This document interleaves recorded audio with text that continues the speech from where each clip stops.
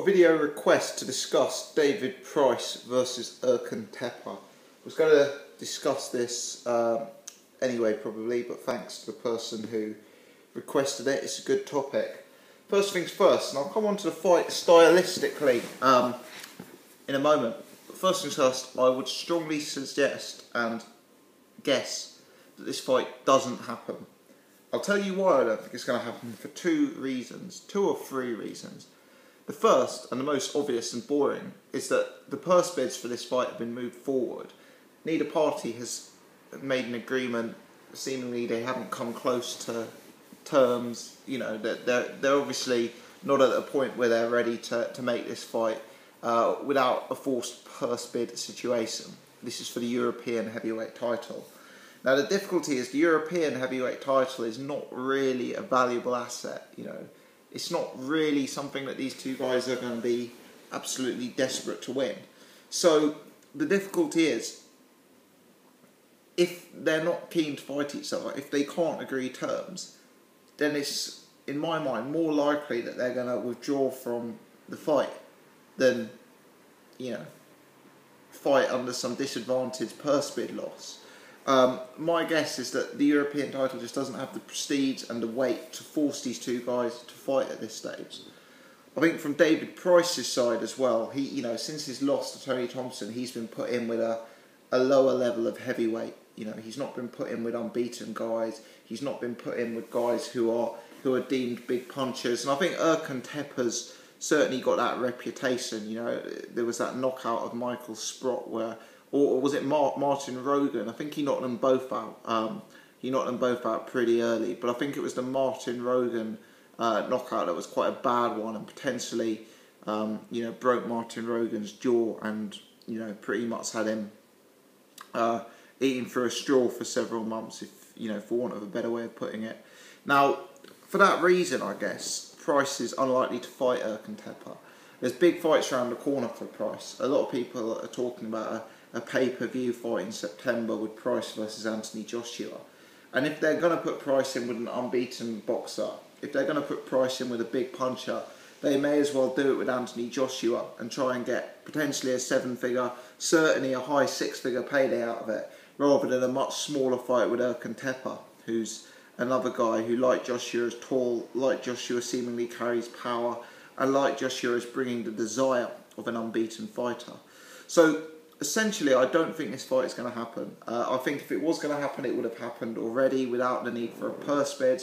I don't think the EBU title has enough weight or prestige to force it, and I just don't think it's coming at the right time for David Price. Possibly for Erkan Teper, you know, he's a guy in his 30s. He's had his, I guess you could say, his first real fight last time out against Johan de Hapaz, if that's pronounced correctly. So maybe he's looking for a bit more momentum, and maybe he'd be more inclined to take the fight. Now, whilst I've just discussed the fact that I don't think the fight is going to happen, and I'd be very surprised if we see it, I'll briefly discuss what I think does happen if the fight goes ahead. I'm saying if these guys fight 10 times, David Price wins 8 of them.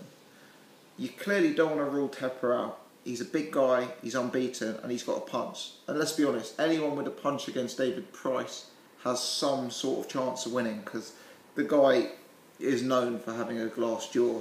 Perhaps unfairly he's known for that, but that is his reputation. So you don't discount anyone who's got a real punch going up against him.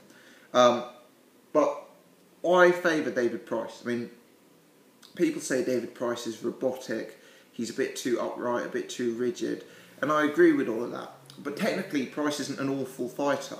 I mean, he's a bit stationary. He's not got the sort of speed or elasticity I like to see in a heavyweight. However, let's not forget, he won a bronze medal at the Olympics, and you know, he's not a technically awful fighter. He's a big guy, athletic, powerful, and this Erkan Teper, to me, having watched him fight, he's so Route 1. Yeah, he's a real plodder, and even though he's a big guy, he's not as big as David Price, and he's so, to my eyes, one-dimensional in his movement and in his approach. You know, there isn't any sort of ability for him to mix it up, just from what I've seen of him, you know, people will have seen more of him than I have. I've only seen him fight 3 or 4 times.